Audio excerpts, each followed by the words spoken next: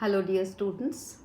Today I am here with the poem Amanda, taken from your English book First Flight. This poem has been written by Robin Klein. The poetess in this poem sheds light on how a child is always monitored and questioned about her actions by her mother. Therefore, the child Amanda dreams to get away from all her troubles. So come, let's begin the poem now. Students, before beginning the poem, let me give you a brief introduction of the poetess Robin Klein. Robin Klein was born on 28 February 1936 in Kempsey, New South Wales. She was educated at Newcastle Girls' High School. She worked in a number of jobs before becoming an established writer. Dear students, Amanda is a poem to which every young girl can relate. We have all felt pressurized to be perfect, and more often than not, that pressure has come from our mothers. Perhaps we have also dealt with the pressure in the same way that Amanda has slowly but surely resisting it. However, our mothers haven't stopped nagging us because they feel that it is for our own good. Hence, the entire trajectory of this poem is something with which we are all very familiar. I'll now read the poem for you. Students, the meanings of difficult words have already been given, so go through them carefully. And now, please go through the poem with me. Amanda. Don't bite your nails, Amanda. Don't hunch your shoulders, Amanda. Stop that slouching and sit up straight, Amanda. There is a languid emerald sea where the sole inhabitant is me, a mermaid drifting blissfully. Did you finish your homework, Amanda? Did you tidy your room, Amanda? I thought I told you to clean your shoes, Amanda. I'm an orphan roaming the street. I pattern soft dust with my hushed bare feet. The silence is golden, the freedom is sweet. Don't eat that chocolate, Amanda. Remember your acne, Amanda. Will you please look at me when I'm speaking to you, Amanda? I am Rapunzel. I have not a care.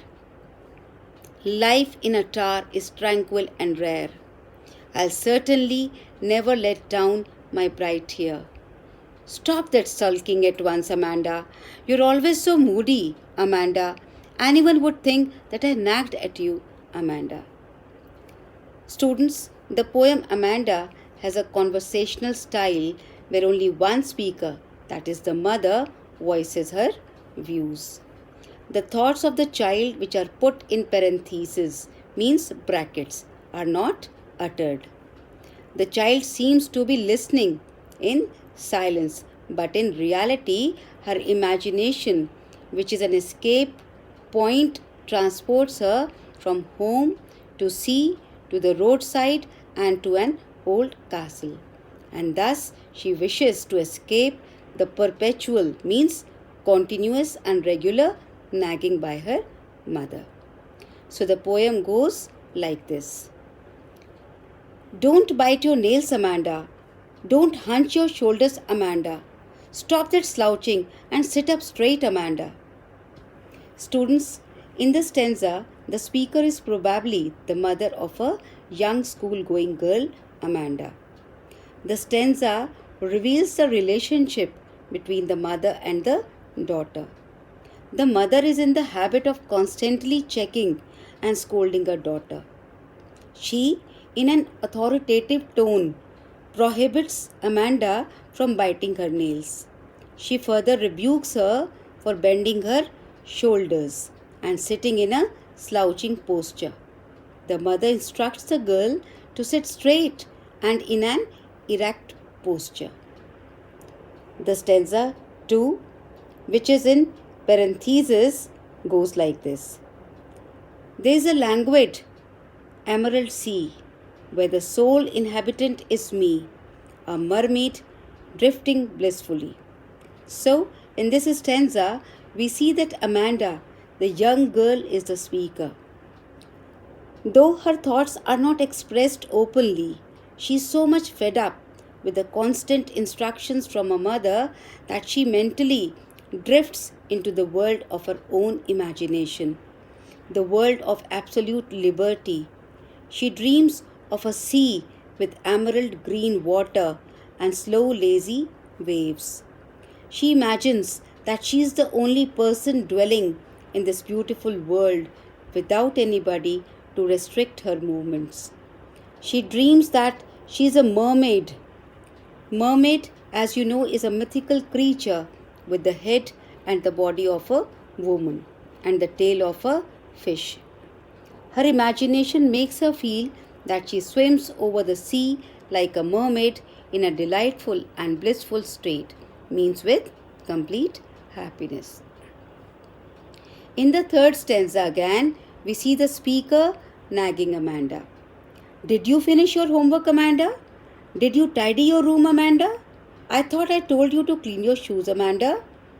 Now, from the world of imagination, Amanda is transported back to her real life when her mother sternly asked her if she has finished her homework or if she has cleared and cleaned her room.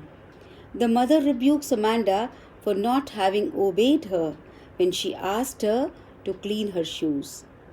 This stanza further emphasizes the authoritative tone of the mother while talking to Amanda and her strict behavior while handling the girl. The girl in the fourth stanza again drifts into her imaginary world. I am an orphan roaming the street. I pattern soft dust with my hushed bare feet. The silence is golden, the freedom is sweet. Amanda is so much frustrated in this stanza by the continuous nagging by her mother that she imagines herself to be an orphan who is wandering about in the streets freely with no parent to scold her for walking in the dusty path. With the shouting of the mother at Amanda makes the girl crave for a life of silence and liberty. She does not mind being an orphan if that can provide her freedom and peace of mind. Now, the fifth stanza goes like this. Don't eat that chocolate, Amanda. Remember your acne, Amanda. Will you please look at me when I'm speaking to you, Amanda? As Amanda's mother handles her daughter sternly, always instructing and rebuking her, this stanza further reveals the behavior of the mother. She prohibits Amanda from eating chocolates because that may aggravate her acne. As Amanda, being annoyed, looks the way her mother commands her to look at her when she is talking to her. And now, the frustrated girl again starts dreaming about being Rapunzel. In the sixth stanza is the answer. She thinks, I am Rapunzel, I have not to care. Life in a tower is tranquil and rare. I will certainly never let down my pride here. Now in this stanza, Amanda again escapes to the world of imagination, away from the real world, where she is subjected to a constant scolding by her parents. She has a strange fantasy that she is a Rapunzel. Do you remember Rapunzel? Students, she is a young girl in a German fairy tale who was snatched away from her parents and locked in a tower by an evil witch. So, Amanda feels her life as Rapunzel. She feels as Rapunzel, her life will be full of peace. She thinks that, unlike Rapunzel, she will not let her golden magical hair down to enable somebody to enter the tower. Moreover, she doesn't want anyone to interfere in her life by entering the tower with the help of a long golden hair. Now, the last stanza. In the last stanza, we read these lines. Stop that sulking at once, Amanda. You're always so moody, Amanda. Anyone would think that I nagged at you, Amanda. Now, here we see that Amanda's mother not only rebukes her but also does not want people to think that she rebukes her. She, in a commanding and strict tone, tells Amanda to stop sulking at once. She thinks that her daughter Amanda is much too moody. By her sullen face, she believes she will show people that her mother has scolded her. This indicates that the mother does not realize that she has been scolding Amanda and is conscious of what people think about her. Now, let me introduce the literary devices that the poet has used in this poem. The first literary device is alliteration. Alliteration is the occurrence of the same sound at the beginning of adjacent or closely connected words.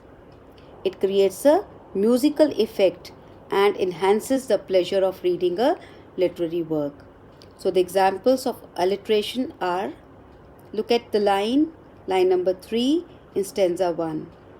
Stop that slouching and sit up straight. Here, S sound has been repeated, which makes the line musical. Then the first line, last stanza. Stop that sulking at once, Amanda. Here again, S sound is being repeated. The line I am repeating, stop that sulking at once, Amanda. See, S sound is being repeated. Then we have repetition. Poets often repeat single words or phrases and even, lines and sometimes even whole stanzas at intervals to create a musical effect. In this poem, we see that the name Amanda has been repeated again and again. Then we have anaphora. Anaphora is a poetic device in which a word or a group of words is usually repeated at the beginning of sentences or clauses to create a special effect. When we read these sentences of stanza 1, don't bite your nails, Amanda. Don't hunch your shoulders, Amanda. The sentences begin with the word don't.